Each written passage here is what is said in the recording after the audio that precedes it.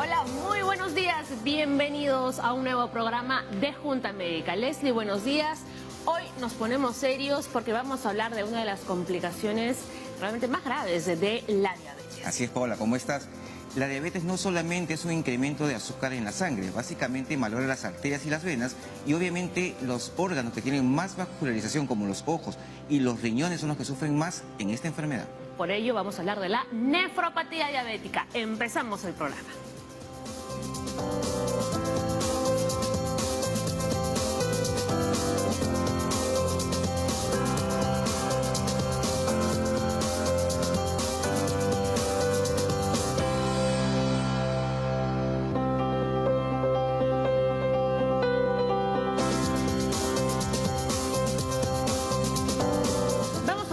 De dos complicaciones de una diabetes no controlada. Por un lado, la nefropatía diabética que afecta a nuestros riñones, pero también junto a Aura vamos a ver qué es el pie diabético. Así es, como mencionaba, pues la diabetes malogra las arterias y las venas. Entonces, todos los órganos del cuerpo tienen irrigación por la sangre. Y si esta vena o arteria se malogra, no llega adecuadamente la irrigación.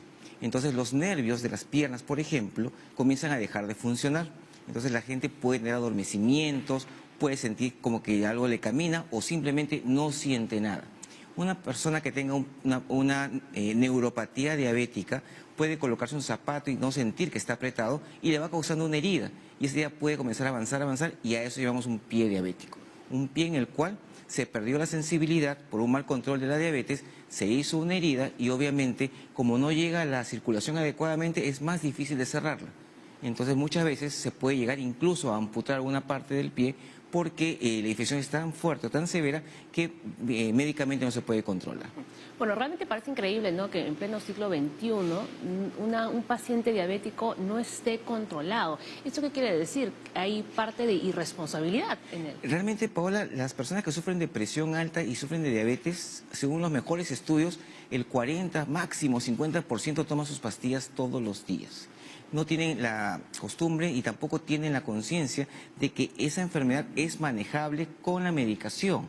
Entonces, yo incluso a un paciente le dije que no había dejado de tomar sus pastillas, que ¿por qué? Es que no me lo dio el CIS. Le digo, pero lo puedes comprar, es cómodo, un mes de pastillas son 6 soles y tu vida tiene, el valor es incalculable. Entonces, una medicación, tomar tu pastilla una vez al día, como tomar desayuno, te va a permitir vivir tranquilo, manejar tu azúcar, no malograr tus arterias, no malograr tus venas, tu visión no la vas a malograr, no llegar a la falla renal. La primera causa de falla renal en nuestro país es la diabetes. La gente que está en diálisis, la gran mayoría es por diabetes. Claro. Entonces, básicamente, una falta de toma de medicación porque N razones te van a colocar los pacientes, permite pues llegar a estos extremos. ¿No? Y en un caso todavía más extremo, uno puede llegar incluso al trasplante, ¿no?, del órgano en un país como el nuestro, en el que lamentablemente no somos donadores. No, y hemos visto varios programas en que hay una lista interminable de pacientes y los donadores pues son poquísimos. Ni siquiera hemos llegado a la mínima parte como en otros países. Así que el día de hoy ustedes van a aprender que deben controlar su diabetes para que no lleguen a una nefropatía diabética. Para saber más sobre este tema, hemos invitado al doctor Javier Sánchez, endocrinólogo del Hospital de Emergencias Grau de Salud, y también al nefrólogo Frank Pinares del Hospital 2 de Mayo. Con ambos doctores vamos a tratar ampliamente este tema tan importante. Así es, tenemos una hora para este tema y sobre todo para que las personas tomen conciencia de que no simplemente diabetes es subir el azúcar y se acabó, no, va a malograrme toda mi irrigación y obviamente todos los órganos del organismo. Es que literalmente, ¿no?, la diabetes afecta a todos nuestros órganos. A todos. Ajá, y es una enfermedad de por vida, recuérdenlo. A ver, vamos a ver los datos. La diabetes puede presentar diversas complicaciones, entre ellas la que vamos a ver el día de hoy, la nefropatía. El daño a los riñones suele comenzar años antes de la aparición del primer síntoma de una enfermedad renal. Eso es cierto. Mira, la idea acá es que los vasos se van malogrando, por decirlo así. Los vasos más chiquititos están en el ojo, entonces comienza a haber la pérdida de la visión por la diabetes. Los siguientes en tamaño son en el riñón. Entonces el riñón comienza a perder, por ejemplo, proteína, bota azúcar, varias cosas que normalmente no debería botar. Eso implica que se está malogrando el riñón poco a poco. Y el paciente ni cuenta se ha dado. Claro, es como una cañería que te puede estar goteando y tú no te das cuenta hasta que la pared se moja totalmente y dices, acá hay una gotera. No, esto es muy sutil y cuando ya se da cuenta, pues el daño está más avanzado de lo que uno piensa. Muy bien, a ver, más cosas. Si se diagnostica y trata a tiempo, el avance en el daño renal puede disminuir o detenerse. Eso es clave. Claro, es como cuando tú vas haciendo una carretera, hasta donde vas en la carretera, si se destruyó, puedes mejorar la siguiente parte. Entonces ya no avanza más, pero para esto pues es un control estricto de tu glucosa con tu endocrinólogo. Muy bien, vamos a caminar hasta la Junta Médica para conversar con nuestros doctores y como decía al inicio, ya da un poquito de rabia realmente que los pacientes que tienen diabetes, los diabéticos, no se tomen en serio realmente esta enfermedad, Eso acompaña. ¿no? Y no se la controlen adecuadamente y lleguen hasta estos extremos, ¿verdad, doctores? ¿Cómo están? Bienvenidos al programa. Buenos días. ¿Quién quiere empezar? Bueno, como usted. Doctor, adelante. Sí, Los mayores. bien, sí, como mencionábamos, la diabetes es una enfermedad silenciosa y esto se caracteriza porque tiene niveles altos de glucosa en la sangre, ¿no? La glucosa es el azúcar de la sangre, así lo llaman los pacientes, y lamentablemente cuando los niveles están elevados, al inicio no producen ningún síntoma y se va perdiendo la irrigación poco a poco de diversos órganos. Lamentablemente llegamos hasta la actualidad al diagnosticarlo cuando ya hay bastante deterioro en el funcionamiento de varios órganos. Pero los riñones, doctor, poco a poco se van resintiendo. Claro, el tema fundamental es que, digamos, primero tipificar qué tipo de diabetes tenemos, ¿no? Hay dentro de las más importantes la diabetes tipo 1, que generalmente es explicada porque el organismo no fabrica insulina, la diabetes tipo 2, caracterizada porque la insulina que fabrica el organismo, las células no la manejan bien, no la captan bien. El tema es que cuando el riñón se malogra en estos dos tipos de diabetes, el tiempo, digamos, de aparición de la nefropatía diabética o del daño renal por la diabetes, en la primera, en la diabetes tipo 1, es aproximadamente unos 5 años. Y en la diabetes tipo 2, aproximadamente unos 10 años. Pero el hecho concreto es que daña el riñón. Y la peculiaridad es que las características de las células renales es que cuando se produce el daño, estas programan su muerte. Y entonces, hasta el momento, se piensa en el ámbito científico que este problema es irreversible. Y hay una progresión continua de la enfermedad renal crónica hasta una fase final, que es el momento en que el paciente requiere diálisis. Claro, esa es la palabra, ¿no?, que debemos tener en mente. Es irreversible. Así es. Tenemos aquí, doctor, una imagen, ¿no?, que nos demuestra cómo se ve un riñón con la nefropatía diabética y cómo es un riñón sano. ¿Se encoge el riñón? ¿O es la percepción de la fotografía? Bueno, al inicio, en realidad la nefropatía diabética produce riñones incluso un poco más grandes. ¿Ya? Pero Se a medida inflama. que... Así es. Eso tiene una explicación, porque al inicio del daño renal hay un fenómeno que se llama hiperfiltración, es decir, hay un gran trabajo, un gran incremento en la labor que hace el riñón por efecto de los daños que causa la diabetes.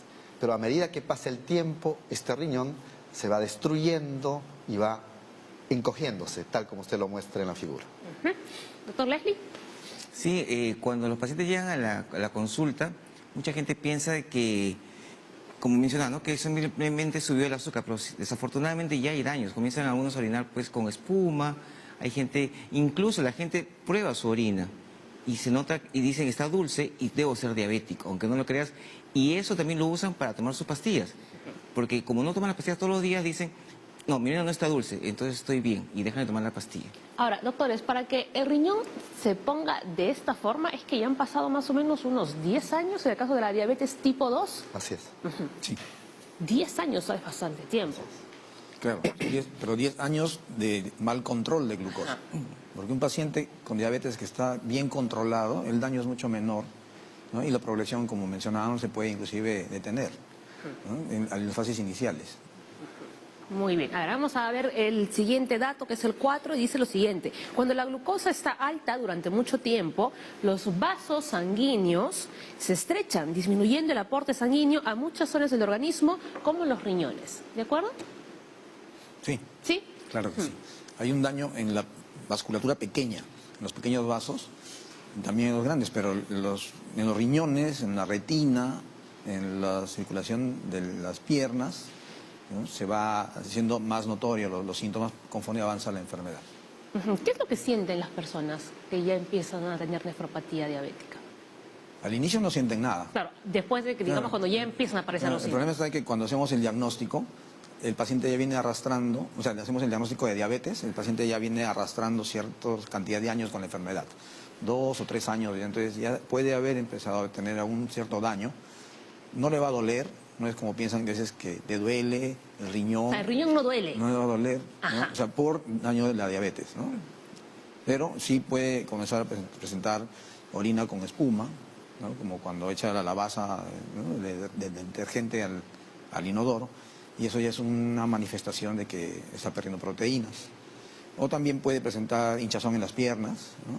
Lo que son los edemas, que también es consecuencia del daño renal. Pero esto se presenta, como te digo, ya cuando ya el daño está instalado, ¿no? Sí, y mucha gente que tiene familiares, papá, mamá con diabetes, deberían tempranamente hacer sus descartes.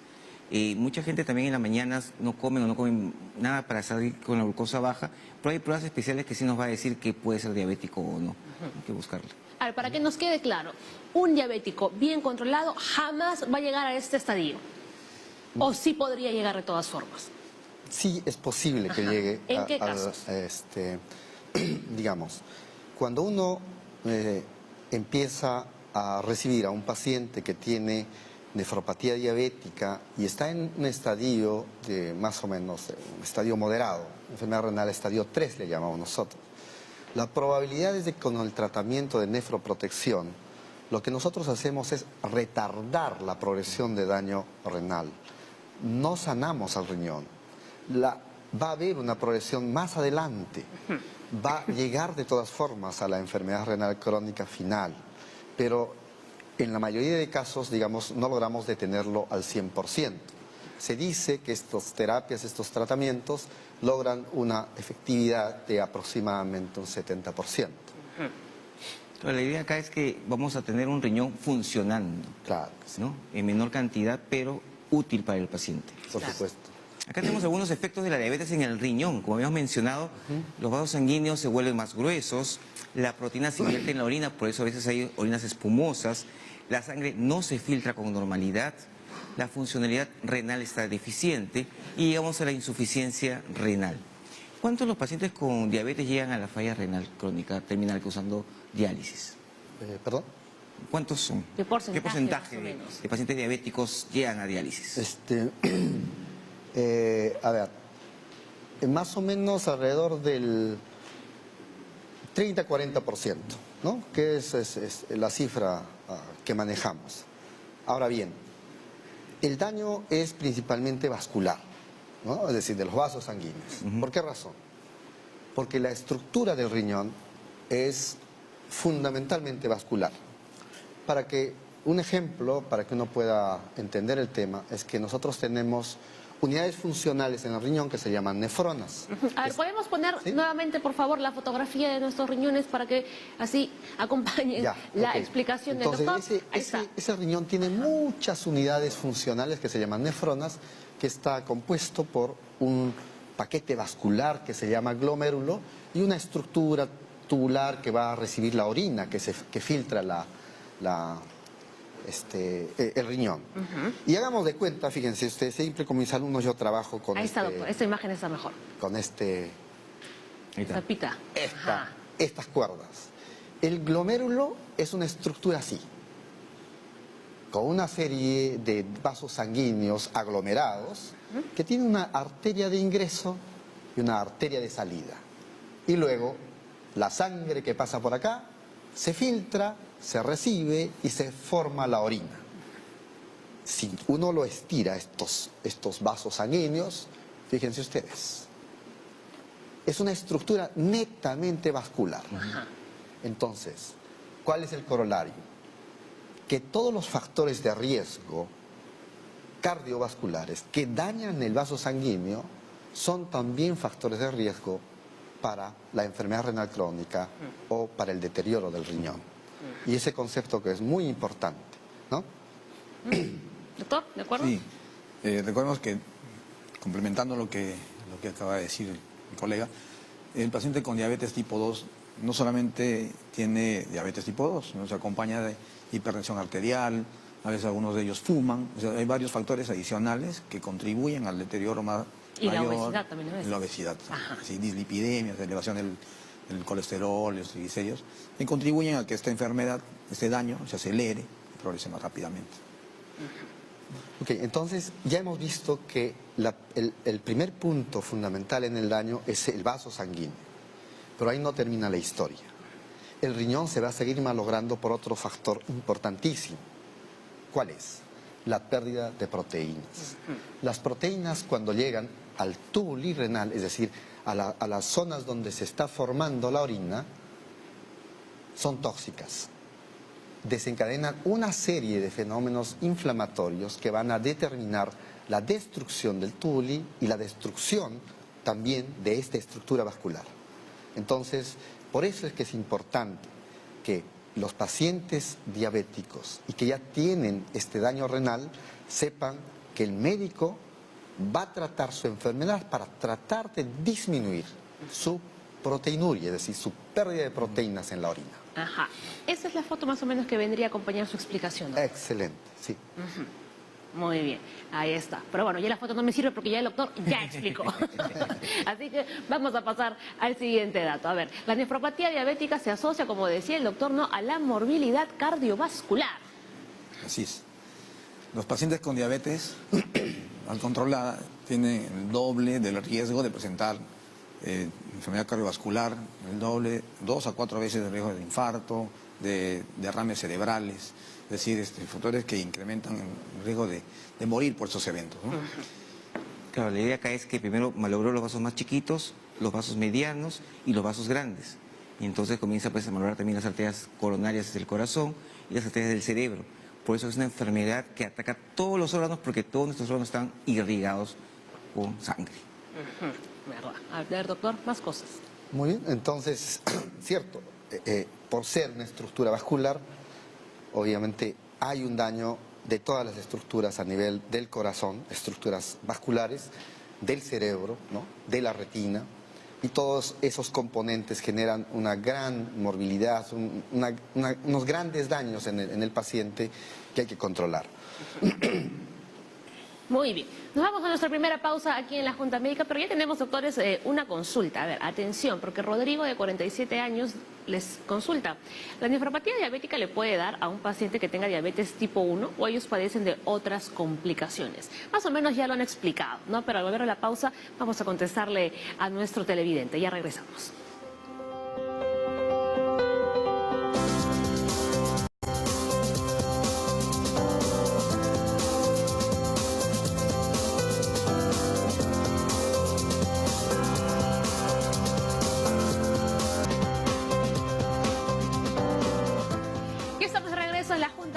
Y vamos a responderle a nuestro televidente Rodrigo. Dice, ¿la nefropatía diabética le puede dar a un paciente que tenga diabetes tipo 1 o ellos padecen de otras complicaciones, doctores?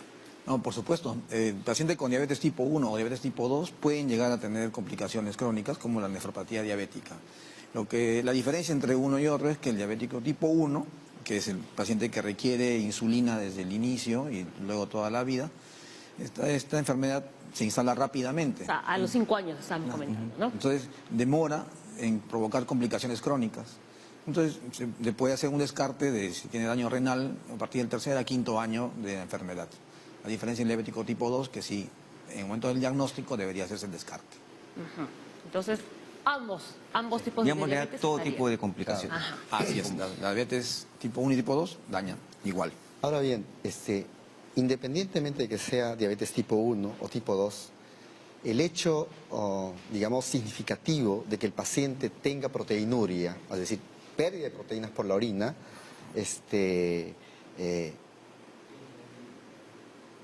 configura el cuadro de nefropatía diabética, pero podría existir otras condiciones que sin tener proteinuria hay daño renal en los diabéticos. Sí, por ejemplo, pacientes que por las lesiones, como lo dijeron los doctores, que causa la diabetes a nivel de los nervios periféricos. La vejiga es un órgano que es regulada por el sistema nervioso y entonces se dañan esos nervios y la vejiga se vuelve perezosa. Al volverse perezosa no produce la contracción adecuada para eliminar la orina. A eso se le llama vejiga neurogénica y eso puede ser una causa de enfermedad renal crónica, sin que haya proteinuria, sin que haya pérdida de proteínas. Otro ejemplo, un paciente diabético que todavía no está haciendo proteinuria y de pronto tiene una próstata grande. Entonces, a esa enfermedad con la próstata grande que causa uropatía obstructiva, así se llama la enfermedad, también va a generar daño y lesión en el riñón, causando enfermedad renal crónica. Otro ejemplo, paciente diabético que todavía no tiene proteinuria y que tiene una presión arterial no controlada, porque es hipertenso, puede generar un daño por la hipertensión arterial en el riñón directamente. Entonces, estas son las condiciones en diabéticos que podrían generar también enfermedad renal crónica. Por ello, actualmente ya se está dejando de hablar de nefropatía diabética y se le pone más bien el término de enfermedad renal diabética para agrupar a estos dos grandes grupos, los que tienen proteinuria y los que no tienen proteinuria. Ajá, oye, muy bien. Sí, una de las cosas que vemos mucho en pacientes diabéticos era la parte de las infecciones urinarias, ¿no? Porque normalmente la vejiga agarra unos 300, 400 de volumen, pero el diabético ya no. Sigue creciendo, sigue creciendo, sigue creciendo y puede guardar 1 litro hasta más a veces. Y obviamente las bacterias de esa zona pueden multiplicarse. Y también la orina se puede ir hacia arriba y malograr el riñón. Entonces es bastante complicado. Se empoza la orina, ¿no? Claro. Por así decirlo, es caldo de cultivo para que las bacterias proliferen y después asciendan. Es así. Imagínate un diabético con próstata grande, peor todavía. Así es.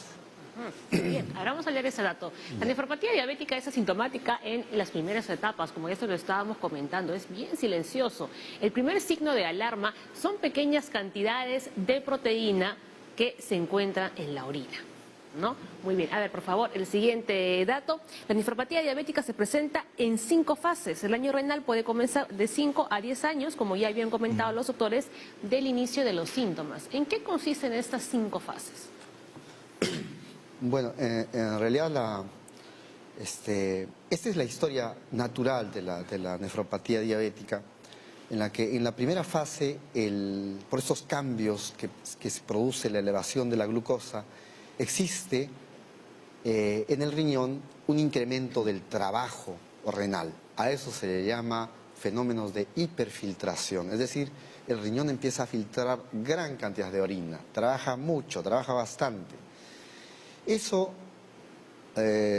después va a determinar la lesión de la membrana del riñón con la capacidad de retener las proteínas, es decir, empieza a perder proteínas. ¿Pero qué tipo de proteínas? Unas proteínas muy pequeñitas que se llama microalbuminuria, es decir, se llama microalbuminuria, así le llamamos, y es una fase, digamos, la segunda fase importante. Luego ya empiezan a perderse proteínas de mayor tamaño, y en mayor cantidad, y a eso ya se le llama la fase de las pérdidas de proteínas clínicamente significativas, la nefropatía per se. Y posteriormente a ello, ya las proteínas al perderse en gran cantidad van a generar el daño que hemos comentado y termina en enfermedad renal crónica final, que es la que atendemos a los pacientes en diálisis, ¿no? Esa es, digamos, la secuencia de la historia natural de la enfermedad. Es como decir, para complementar, que tuviera un colador, ¿no? Un filtro en el riñón, y ese filtro se va haciendo huequitos y poco a poco van escapándose las proteínas que normalmente no deberían aparecer, ¿no? Y cada vez aumentan y aumentan. Y ello va acompañado con una disminución en el funcionamiento del riñón, es decir, una disminución de la tasa de filtración glomerular, que es el nombre de la prueba. ¿no? Y esto es lo ¿no? determina los diferentes grados de la enfermedad. No, y justamente eso es lo que quería preguntar, ¿no? ¿Qué pruebas deberían hacerse los diabéticos para saber si están perdiendo proteínas en la orina? Bueno, siempre, digamos, la detección de la enfermedad renal trae aparejada dos componentes. El primero, uno tiene que medir un marcador de función renal. A ese marcador de la función renal se le llama creatinina. Es una prueba que se hace en la sangre. Y la otra prueba es la prueba para detectar proteínas en la orina, que puede ser la microalbuminuria o una proteínas en total en orina de 24 horas. Por lo recomendable es la microalbuminuria, porque son las proteínas, digamos, más chiquitas y que se presentan más precozmente en la enfermedad renal diabética. Ambas pruebas se hacen con una muestra de orina. Con una muestra de orina. O sea, se puede hacer cualquiera de las dos. Ahora, lo recomendable es la microalbuminuria. Entonces, estas dos pruebas son las que nos tipifican a nosotros si ya existe, digamos, daño renal. ¿Okay? Paralelamente a eso, hay que hacer una evaluación clínica para detectar todas estas otras condiciones que hemos conversado. Si hay una vejiga perezosa, si hay una próstata grande, si la presión no está controlada, ¿no? Si las personas que sufren de las 3P, que son la polifagia, polidipsia, poliuria, o sea, les da más apetito, les da mucha sed y orinan mucho. Y de repente comienzan, en vez de subir de peso, a bajar de peso. Entonces son personas que pueden estar teniendo síntomas de diabetes. ¿Cómo le recomiendas tú, Javier, para estos pacientes? ¿Hacer test de tolerancia, hacer hemoglobina glicosilada para detectarlos inicialmente? No, inicialmente las personas que están en riesgo, que son pacientes que tienen familiares de primer grado, o sea, padres, hermanos o hijos con diabetes, deberían hacerse un descarte, por lo menos una vez al año, de la glucosa. Se puede hacer una tolerancia a la glucosa también si es que los valores de glucosa están un poquito elevados. Es una prueba que dura 2 horas en la que le hacen tomar agua dulce, una cantidad de glucosa, y después le evalúan en las siguientes 2 horas. O en el caso de los pacientes que tienen síntomas floridos, como menciona Leslie, en los que el paciente orina bastante, tiene mucha sed, en ese caso lo más probable es que la glucosa ya esté elevada en ayunas y simplemente un valor de glucosa hace el diagnóstico. Pero para llegar a esa fase en la que hay síntomas, ya han pasado más de 2 años con la enfermedad de manera silenciosa, ¿no? Entonces, lo mejor es prevenir, y son las personas con exceso de peso, con historia familiar de diabetes, las mujeres que han tenido hijos que cuando nacieron pesaron más de 4 kilos, ¿no? Deberían hacerse un descarte, ¿no? de diabetes. Y toda persona a partir de los 45 años también, independientemente de cuánto pese y los antecedentes que tenga. A partir de los 45 años todos deberíamos pasar por esa prueba. Por lo menos una glucosa por lo menos una vez al año. Cuando lleguemos a los 45. 5, claro, ajá, eso es. A ver, tenemos Ahora otra bien, Sí, doctor. si ya tenemos al paciente con el diagnóstico de diabetes, él nos va a preguntar, doctor, ¿y cada cuánto tiempo me hago las pruebas para detectar Así es. si hay enfermedad renal crónica? Entonces la recomendación es que por lo menos se hagan una vez al año. La creatinina y la microalbuminuria, ¿no? Ok, una vez al año, recuérdenlo. Renato dice, he sido diagnosticado recién de diabetes. ¿Qué especialidades debo visitar? Sé que hay muchas complicaciones si uno no lleva un tratamiento adecuado. Bueno, aquí vemos realmente, ¿no?, un ejemplo de cuánta desinformación puede existir en la población, ¿no?, en cuanto al tratamiento de las diversas enfermedades. Bueno, Renato, la diabetes, como va a dañar diversas partes de tu cuerpo, lo recomendable es que seas evaluado no solo por endocrinología, sino también nefrología, cardiología, pasar una vez al año una evaluación del fondo de ojo, el oftalmólogo, ¿no es cierto?, para ver si hay un daño en la retina. Y el manejo de la diabetes es multidisciplinario, y no solamente es de las especialidades médicas, sino también el apoyo familiar. Entonces, debería, si es que hay exceso de peso, por nutrición, evaluación de los pies, ¿no?, para descartar otras complicaciones o algún daño que ya tengas por la enfermedad. Si hay mucha familia, permíteme que le detectan diabetes a uno de los miembros y vamos a hacerle su dieta a él. Claro, y el resto, Y el resto nada, sigue igualito. igual. Tú ves a todos gorditos, pero él tiene diabetes. Entonces la idea acá es que realmente toda la familia tiene que estar involucrada en... Más que dieta, comida saludable. Claro, el paciente, como dice Leslie, él puede comenzar a comer saludable, pero todos los alrededor están comiendo Claro. otras cosas. Y al final el paciente termina comiendo lo de la familia, ¿no? Y no cumple. Y aquí, hablando un totalmente. poco ya de la alimentación, doctor, un paciente que ya tiene nefropatía diabética, ¿qué tipo de alimentación debería tener? Bueno, digamos, hay un punto fundamental, una dieta saludable es lo ideal, y creo que ahí ya tenemos muchos avances en el país para poder tener guías de alimentación saludable. El primer punto es que si hay proteinuria o pérdida de proteínas en la orina, hay que restringir las proteínas, ¿no? Y más o menos se determina que el paciente debería de recibir 0,8 gramos por kilo por día. Es decir, normalmente nosotros tenemos una ingesta proteica de 1 a 1,2 gramos por kilo por día. Habría que restringirle un poco. Y esto con la ayuda de la nutricionista vamos a poder manejar esta restricción proteica. Frank, una pregunta, porque las personas van a estar medio confundidas. Porque dicen, si pierdo proteínas, ¿por qué me restringo las proteínas? Claro. Ya. ¿No debería comer más proteínas? Claro. El tema fundamental es que cuando incrementamos la carga de proteínas al organismo, como hay una alteración en la membrana del glomérulo, de la estructura renal, se pierden. Y hemos dicho que las proteínas que se pierden son tóxicas, hacen más daño y matan más células. Por consiguiente, hasta que yo controle el problema, voy a tener que restringir las proteínas. ¿Y le das un tipo de proteína especial? Bueno, lo que se recomienda son las proteínas de alto valor biológico, ¿no? Que son ¿De origen proteínas animal? De origen animal, ¿no? Proteínas que, digamos, con la nutricionista vamos a entrar a tallar en estos temas. Actualmente incluso existen otros regímenes con otras sustancias que se llaman cetoanálogos. Es decir, son sustancias que digamos, reemplazan el contingente de nutrición de aminoácidos, etcétera, del organismo, en vez de proteínas. Yo puedo restringir las proteínas hasta 0,4 gramos por kilo por día y el resto darle en cetoanálogos, ¿no?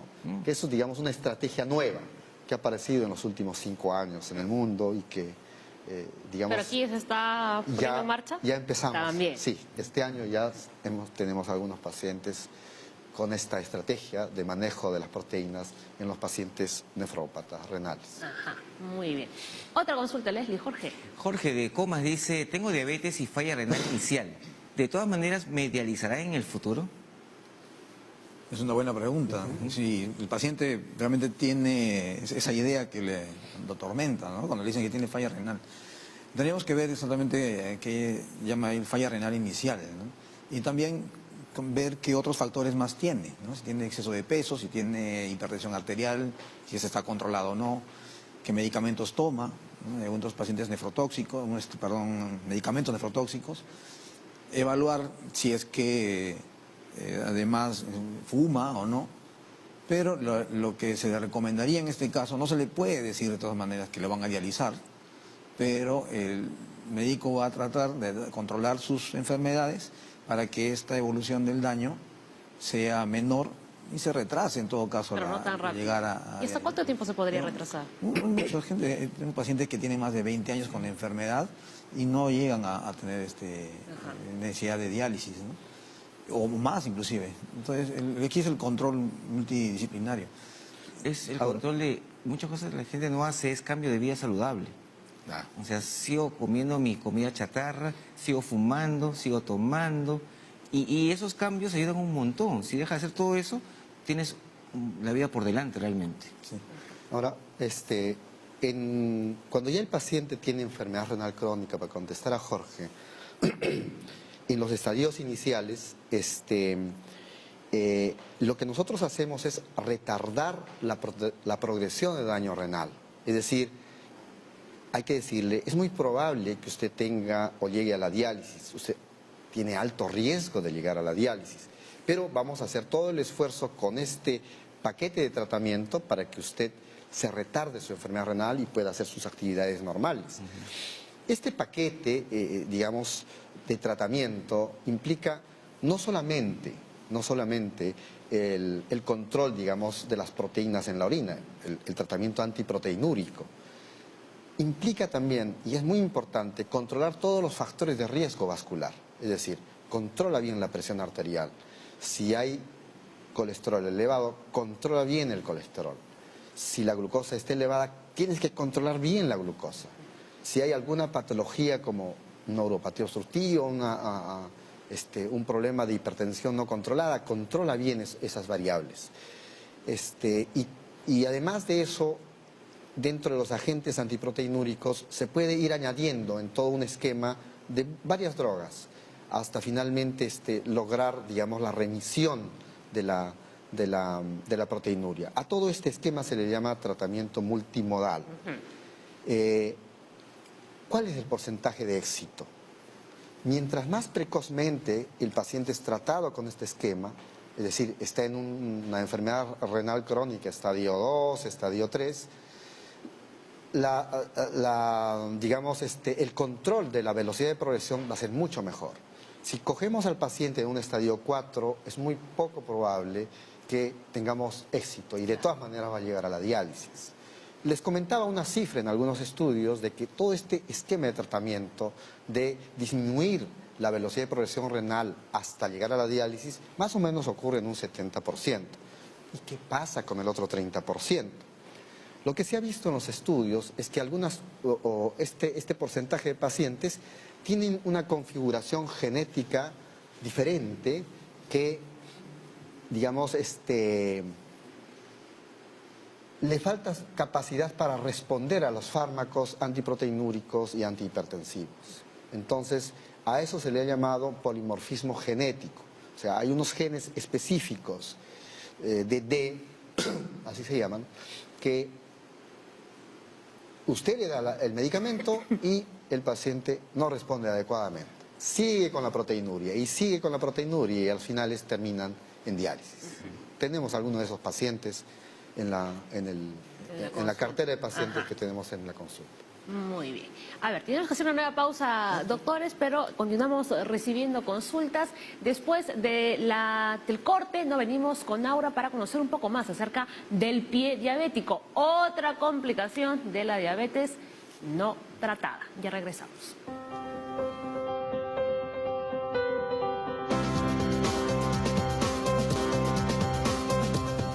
Bien, regresamos acá en Junta Médica hablando sobre la nefropatía diabética y todas las complicaciones que la diabetes puede traer.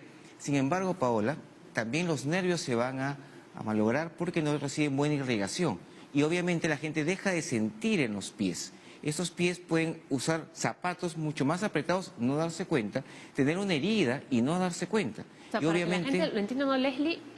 Pueden pisar un clavo y ni se enteran. No se enteran. Ajá.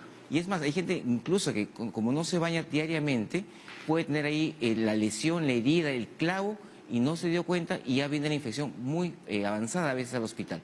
Entonces ahora Aura nos ha preparado una nota muy interesante de los cuidados que hay que tener con un pie diabético. Adelante con la nota, por favor. Vamos a verla.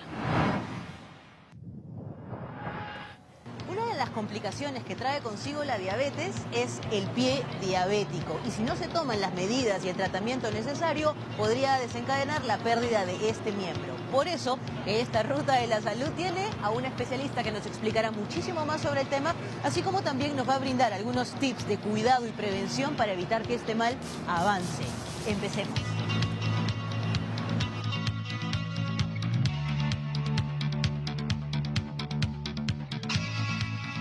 Ya estamos con la doctora Judith Quispe, que es la presidenta de la Asociación Alianza para el Salvataje del Pie Diabético Perú, que va a empezar explicándonos qué es el pie diabético. Es toda lesión que se presenta en un paciente diabético por debajo del tobillo.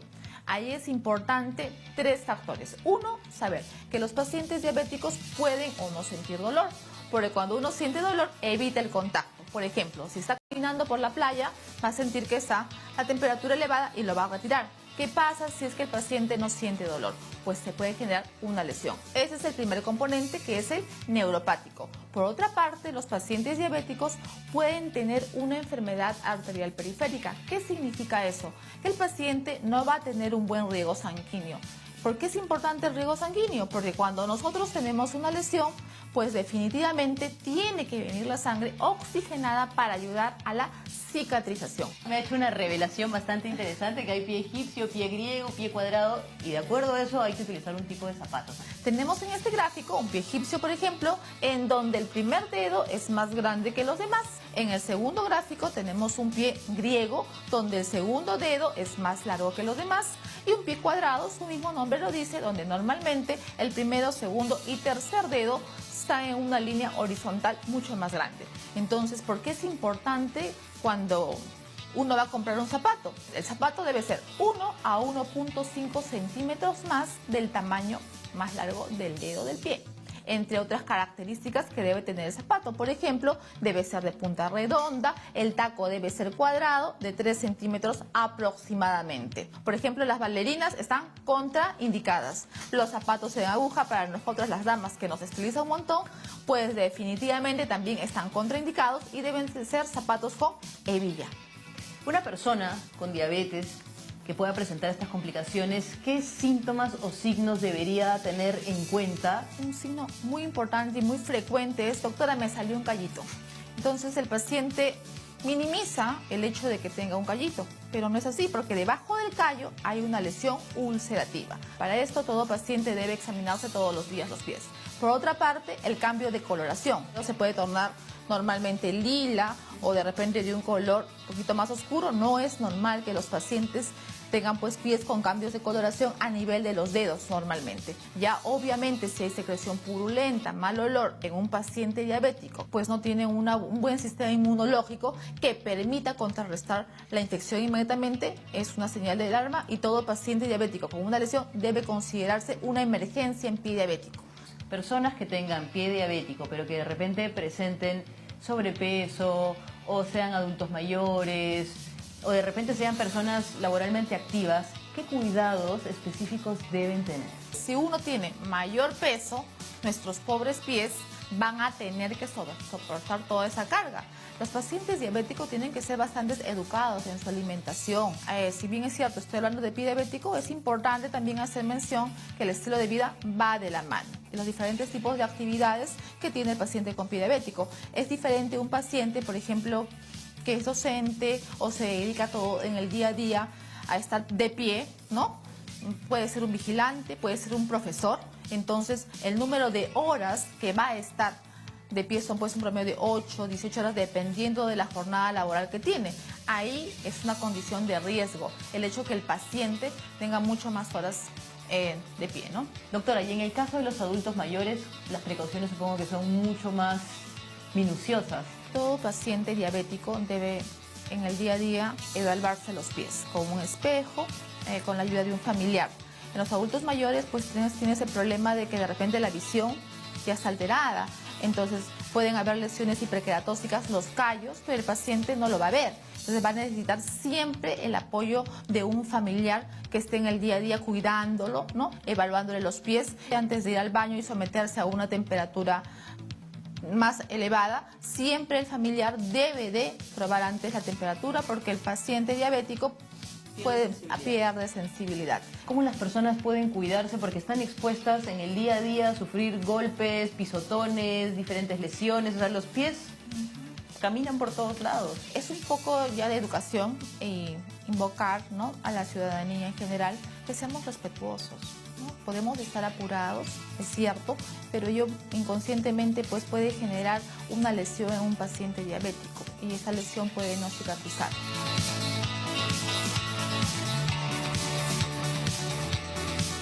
En primer lugar, hay que darnos cuenta que ella pues tiene una media blanca sin elástico, lo cual es importante. ¿Por qué la media blanca? Porque si ella se hiciera algún tipo de lesión y hubiera un tipo de secreción, por ejemplo, purulenta o amarillenta, al momento de quitarse las medias, ella se va a dar cuenta del color. Lo segundo es palpar los pulsos, ¿no? Que es un segundo componente muy importante. Y aquí palpamos el pulso pedio. Ojo que un 15% de los pacientes pueden no tener este pulso pedio presente. El tibial posterior, de la forma que lo estoy haciendo, y luego el pulso popliteo. Con este simple examen que estoy haciendo, pues yo me puedo dar cuenta que la paciente tiene buena irrigación. Otro punto importante son las características de los pies. En este caso, como nosotros podemos ver, es un pie casi romano, ¿no? Porque el primero y segundo y tercer dedo del miembro inferior derecho están casi al mismo nivel. Un punto importante es que tenemos que evitar la resequedad del pie. La resequedad es un trastorno que va asociado en los pacientes diabéticos por un tema autonómico. Por eso siempre deben estar hidratados. Todo paciente con pie diabético debe hidratarse los pies, ¿no? Excepto entre los dedos. Algunos pacientes me preguntan, doctora, ¿solamente la región dorsal? No, también la región plantar del pie. Todo debe estar debidamente hidratado. Y una vez más recalco, excepto entre los dedos de los pies. El paciente, al tener conocimiento de los hallazgos de su pie, cuando vea cualquier alteración o anomalía, pues nos lo va a informar. ¿Cómo una persona que de pronto está recibiendo un tratamiento, se está viendo, puede reforzar ese tratamiento en casa y también cómo la familia puede apoyar a que estas lesiones no vayan a más? La diabetes es un tema de familia, ¿no? Es decir, no es que solamente el paciente con diabetes y pie diabético tiene que cuidarse, ¿no? Es que todos tenemos que comprometernos para poder ayudar y apoyar a este familiar. El corte de las uñas deben ser realizados no por el paciente, sino por un familiar que también esté entrenado. Lo idóneo es que puedan ir con un podólogo, ¿no?, para que le pueda hacer el corte de uñas respectivo y tener siempre cuidado de que la persona a la cual esté acudiendo esté capacitada, ¿no? ¿Eso quiere decir entonces que los familiares también deben entrenarse y el doctor es el que les brinda esa información? Hay charlas educativas preventivas que se dan y esa no es definitivamente solo para el paciente con pie diabético, es para la familia. Porque si todos comparten y tienen conocimiento, pues es la mejor forma de empoderar al paciente y a los familiares para evitar una lesión en un paciente diabético, ¿no? El gran temor de los pacientes con pie diabético es la amputación. Y muchos colegas piensan que pie diabético es sinónimo de amputación.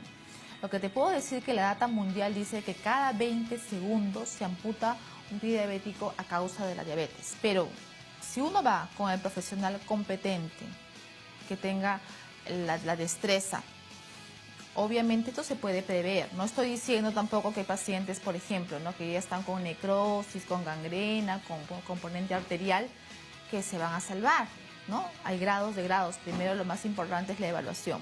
Pero uno con la prevención puede evitar llegar a la amputación. 3 recomendaciones que siempre caen súper bien. Primero que nada, nunca se olviden de examinarse los pies todos los días. Lo otro, siempre usar medias blancas, sin elástico.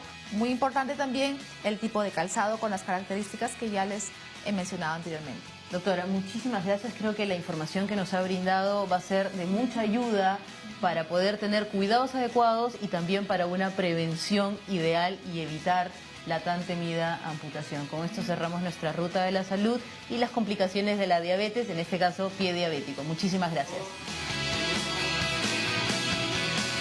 Gracias, Aura, a ti y a la doctora Quispe, ¿no?, que nos ha brindado información fundamental sobre el pie diabético y qué es lo que deberían hacer las personas con diabetes para prevenir llegar a este punto. Claro que sí. Fíjate, Paola, que han creado toda una alianza, toda una institución, por decirlo así, solamente para cuidar el pie. Porque es algo que se puede malograr, como te decía anteriormente, los vasos sanguíneos, y hay heridas que pueden poco a poco ir avanzando y llegar a la amputación. Un correcto cuidado de la diabetes, un buen tratamiento, hace que la persona no llegue a estos extremos. Y un truquito, ¿no?, muy fácil, que incluso tú nos contabas, es colocar un espejo debajo de la cama, ¿no?, para que cuando la persona se levante pueda ver sus plantas. Claro, porque hay mucha gente, incluso muchos diabéticos que son gorditos, no pueden hacer tanto movimiento. Claro, que son muy flexibles. No es muy flexible, entonces ahí se puede ver mucho mejor y ver si tiene algo. Simplemente es levantarse, mirar y listo.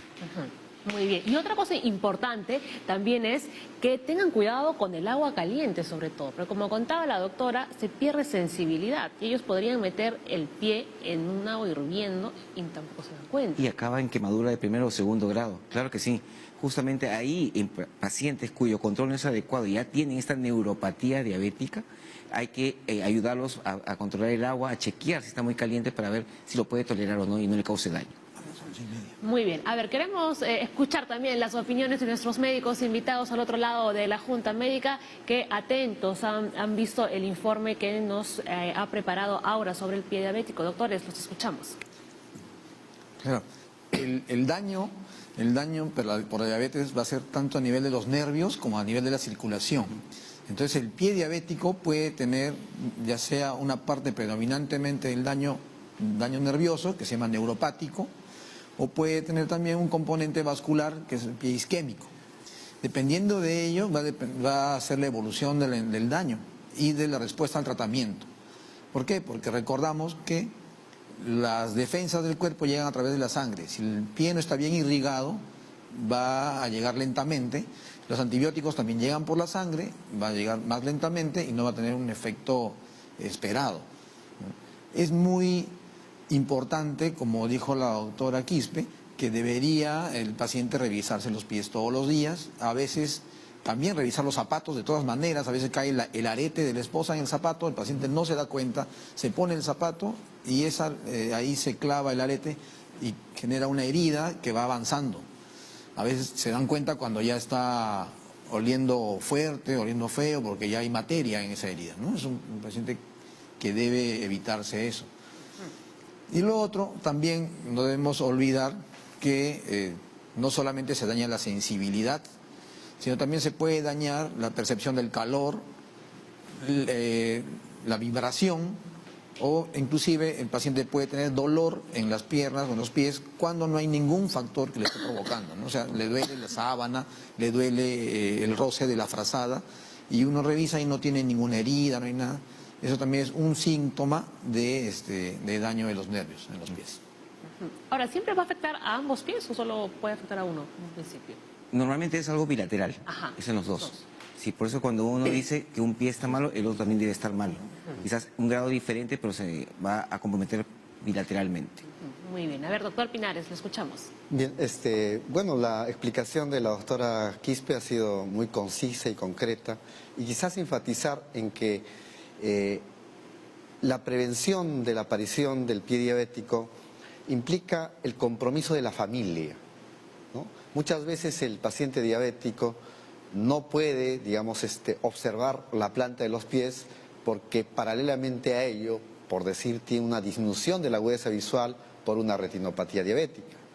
Entonces, el compromiso familiar del esposo, de los hermanos, de los sobrinos, para que puedan ayudarle a vigilar esa planta del pie, va a ser un elemento fundamental para contribuir a todo este esquema que nos ha presentado la doctora Quispe. Muy bien, ¿no? Pero ¿qué pasa con aquellos que viven solos? Quisiera añadir un es poco. tremendo. Ajá. Sí, doctor, escuchamos. Como muchas veces los pies se hinchan más durante el día, conforme van pasando las horas, lo recomendable en estos casos es que el paciente, si va a comprarse zapatos nuevos, los compre en la tarde, cuando el pie está un poco más hinchado. Si los compra en la mañana, después le va a ajustar mucho, conforme pasan las horas. Y también cuando empiecen a usar este zapato nuevo, debe ser gradual. No hacerlo de un día para otro, me lo puse y sigo con eso, sino de a pocos, unas horas, para que el calzado vaya cediendo y se vaya amoldando al pie. De esta manera disminuir el riesgo de lesiones. Ajá, entonces de repente sería, doctor, más aconsejable comprar una talla un poquito más grande. No, no es necesario comprar tallas más grandes, simplemente un calzado que esté cómodo, no le apriete, ni tampoco le baile el pie dentro, porque también va a haber fricción, y al haber fricción aparecen los callos, y los callos se pueden ulcerar. Ok, Claro, muy bien. la idea es que se pone el zapato y pueda pues este zapato salir fácilmente. No, porque a veces como no sienten, gente calza 40 y se compra 38. El pie internamente está con los dedos doblados, pero no siente que es chico y se lo lleva.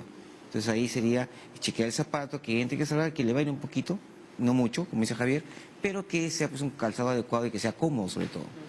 Muy bien, y que sea gradual, ¿no? Gradual, poco a poco. Lo claro vaya que sí. poniendo poquitas horas al inicio. Vamos a la pausa, pero tenemos otra consulta para nuestros médicos de la Junta Médica. Pedro dice, soy hijo de papá diabético y mis hermanos varones tienen prediabetes y diabetes. ¿Yo tendré la misma enfermedad? ¿Cómo puedo evitarla? Corte y regresamos.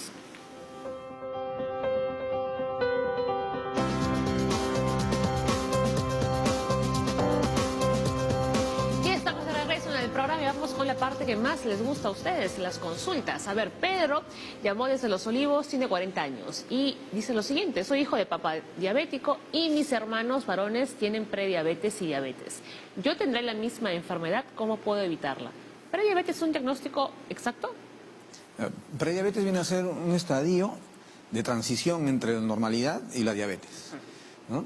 Y ya está mostrando que tiene un riesgo incrementado de desarrollar diabetes en los próximos años, 2, 3 años más, a 5 años. Entonces, el paciente con prediabetes está todavía en un momento en el que puede evitar avanzar hacia diabetes, puede retroceder si es que hay un cambio en el estilo de vida importante. En el caso de Pedro, dice tiene papá diabético, hermanos diabéticos, aparentemente la carga genética es bastante alta, pero no todos salimos igual al papá, ¿no? El color del cabello, el tamaño de los ojos, de las orejas, etcétera, varían entre los hermanos. Y en el caso de Pedro, él tiene bastante chance de ser diabético en el futuro. Esta chance, este riesgo de desarrollar diabetes disminuye, no le podemos decir que va a estar libre, pero sí disminuye si hace una modificación en el estilo de vida, si hace actividad física, por lo menos 30 minutos diarios adicionales por día, por lo menos 5 días a la semana, si mantiene un peso adecuado, si no consume alimentos o bebidas ricos en azúcares. Esto puede retrasar la aparición de la diabetes, ¿no? Y obviamente por tener tanta historia familiar es importante que se haga su chequeo y su descarte. Acuda a un centro médico para realizarse las pruebas respectivas. Para acotar el tema, la diabetes es una enfermedad que tiene, digamos, múltiples factores, es decir, es multifactorial. La carga genética es un factor, es importante, pero no es suficiente. Si uno, además de la carga genética, es obeso, tiene una mala alimentación, tiene el colesterol alto, etcétera, las probabilidades de hacer, digamos, la enfermedad per se es muy alta. Pero yendo, y me trae a colación esta pregunta, el problema que vivimos en el país. Miren ustedes, la estadística del año 2014 arroja de que más o menos el 21% de nuestra población, según la encuesta nacional de hogares, está aproximadamente la obesidad en el 21%. Y en niños menores de 5 años está alrededor de 10%. Y en escolares de 5 a 9 años está alrededor del 15%, la obesidad. Entonces, estos datos nos dan mucha preocupación porque obviamente estamos cimentando un camino para la aparición de estos fenómenos, digamos, transicionales, que se llaman prediabetes, que van a determinar en adelante el mayor riesgo para la aparición de diabetes. Esto ocurre en nuestro país. Y felicitaciones, pues, porque creo que hay algunos avances como políticas de Estado que están permitiendo atacar el problema. Primero, que ya tenemos guías de alimentación saludable. Segundo, que ya tenemos también todo un esquema de utilización de estas de las nominaciones en los octógonos que han permitido o que van a permitir, ojalá en adelante, identificar, ¿no?, mejor los alimentos con altos contenidos en sal y calorías. Y asimismo disminuir su consumo. Por supuesto. Sí, y también ya hay propagandas que yo nunca pensé que iba a haber propagandas para que te digan juega, porque haces ejercicio. Claro, no estés sí, con el celular pegado ni con la tablet todo el día, ¿no? O sea, deja esto y vete a jugar, vete a correr un rato. Eso es algo bueno también. Claro. Es que hoy en día los chicos no son tan activos como eran antes, ¿no? Porque tienen todos los chiquitos juegos y en parte los deportes a través, ¿no?, de una pantalla. Así es. Se juntan varios niños y están con la pantalla, cada uno con su pantalla, y juegan entre ellos, ni siquiera se miran. Claro, Y porque no todos corren, sentados. claro, todos sentados ahí. Ese es su grupo. Es el juego grupal ahora. Bueno, la globalización nos trajo un instrumento importante, que es la tecnología, pero creo que está en la labor y la responsabilidad de los padres y nosotros, claro, como sociedad, tratar de revertir, digamos, esos malos hábitos. Usarla para el momento que se debe usar, nada más. Eso es. A ver, más Juan, consultas. de San Martín de Porres dice, tengo diabetes, estoy en diálisis y mi glucosa está estable sin medicación. ¿Me curé de la enfermedad? Bueno, Muy buena. cuando... Buena pregunta, porque ¿se puede hablar de curación en la diabetes? En realidad no se cura la diabetes. Estos fenómenos metabólicos no se curan. Lo que pasa es de que a medida que la función renal disminuye, el riñón tiene también, digamos, una labor fundamental en el metabolismo de la insulina. Y por consiguiente, cuando la función renal disminuye también la posibilidad de metabolizar mejor la insulina que se produce. Y esto puede perpetuarse en la sangre y por consiguiente las glucosas que estaban altas cuando mi riñón era normal, cuando están en diálisis, se normalizan. Se normaliza la glucosa. Pero eso no significa que la diabetes se haya curado, ¿no? La diabetes ya ha hecho un impacto importante y trascendental en el daño en muchos órganos y el paciente ya está en diálisis, ¿no?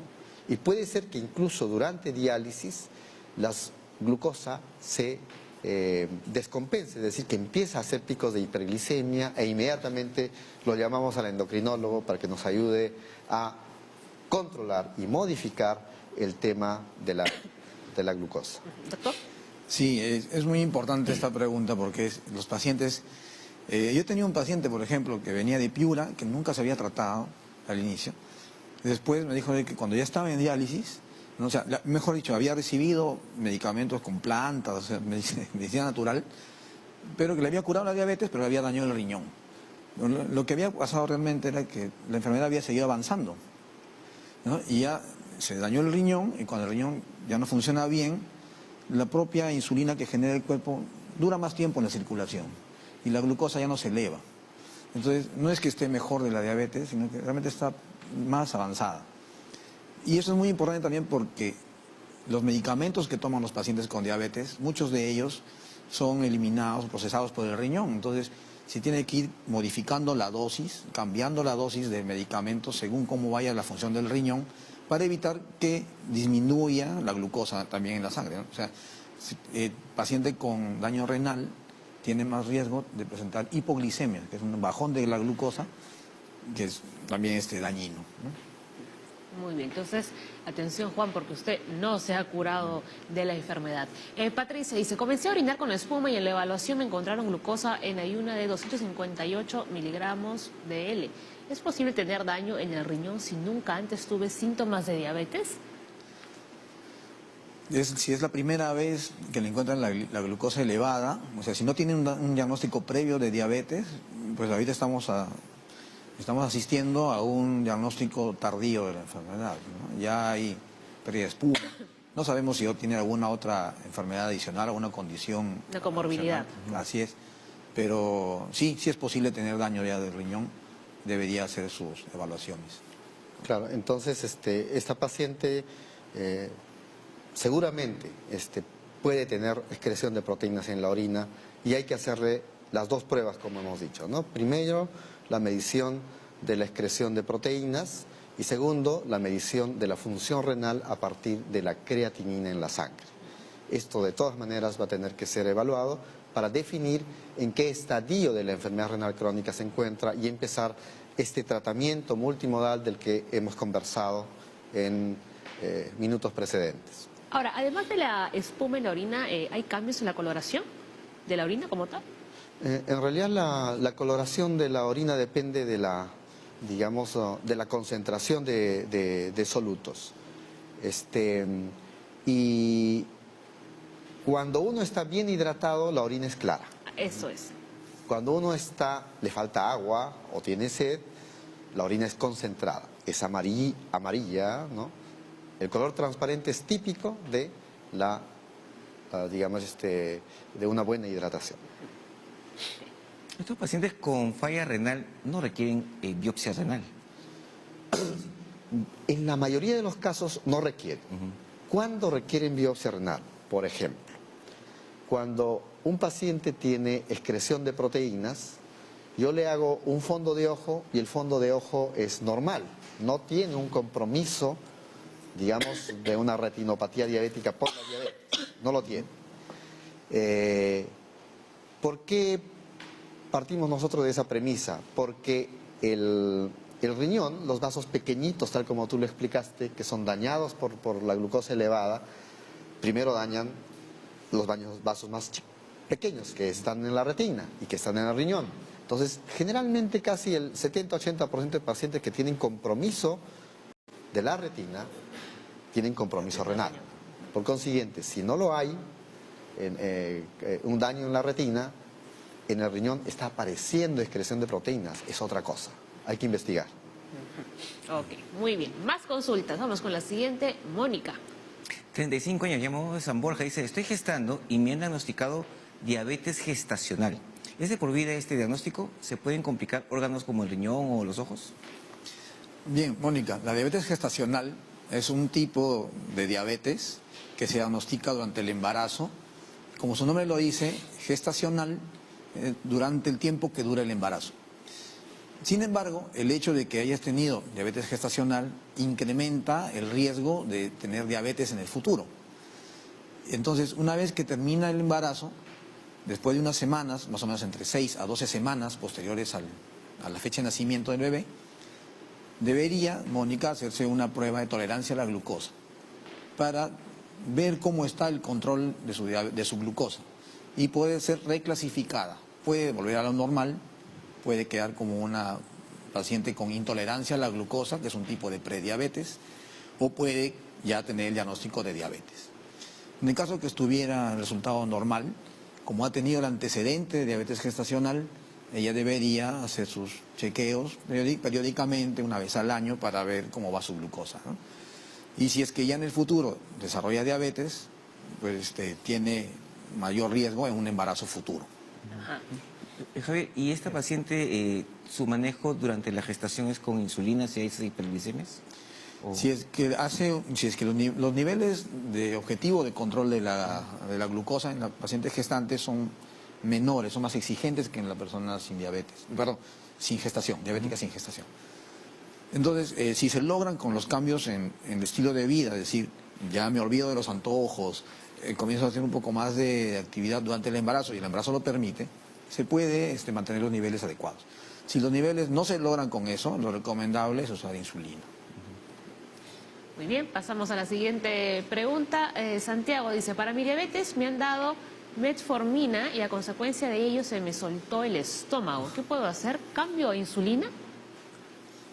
Bueno, metformina es el primer paso, la medicación fundamental, básica en el tratamiento de la diabetes.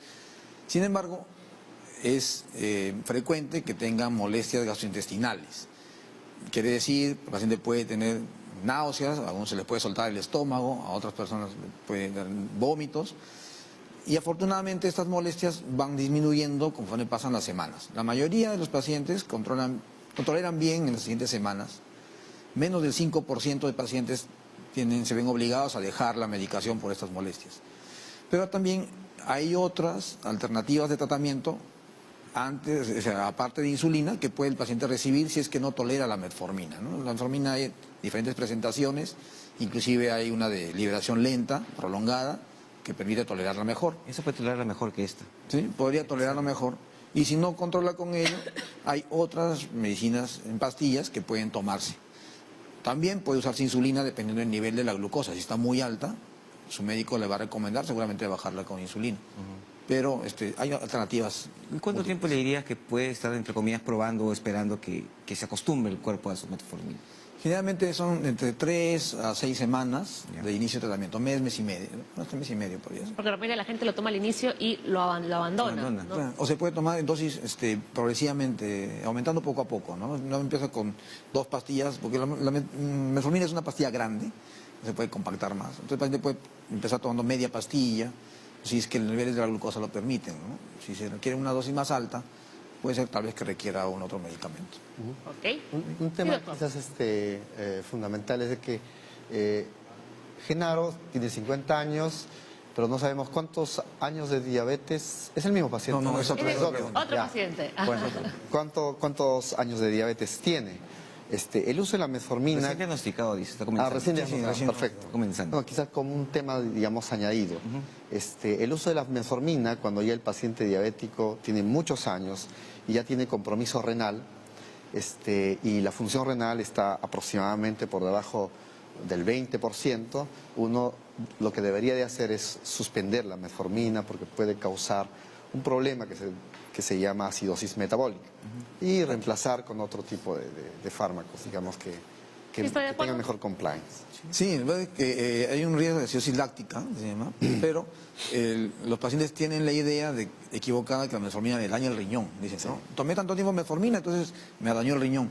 Y realmente lo que le ha dañado el riñón es la diabetes. Mal controlada. Mal controlada.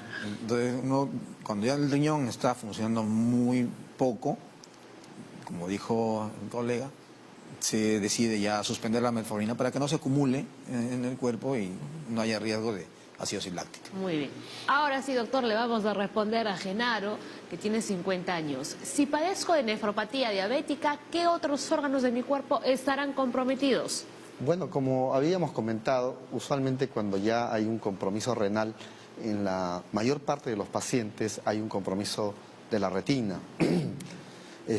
Paralelamente hay también compromiso cardiovascular.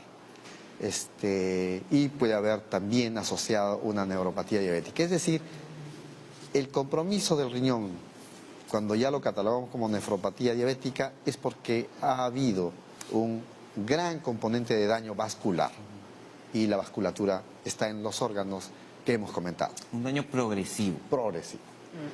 Muy bien, ya a modo de conclusión, ¿no?, de casi todo lo que han comentado los doctores en este programa, vamos a leer el último dato, porque es fundamental, eso casi ya lo hemos venido repitiendo durante el inicio del programa, ¿no? Es fundamental no interrumpir el tratamiento para la diabetes y llevar un estricto régimen de alimentos para evitar retrasar o disminuir el daño a los demás órganos.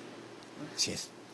Fundamental, no solo el riñón, sino toda la economía del organismo que puede dañarse por la diabetes. Y es la prevención lo mejor, pero si el paciente tiene diabetes, el control adecuado desde el comienzo es lo mejor que se puede hacer para retrasar la aparición de las complicaciones. Claro, porque aquí en concreto hemos hablado de la nefropatía, del pie diabético, pero no hemos comentado mucho sobre la retinopatía. Retinopatía diabética, ¿no? Infarto de miocardio, Claro. derrames cerebrales.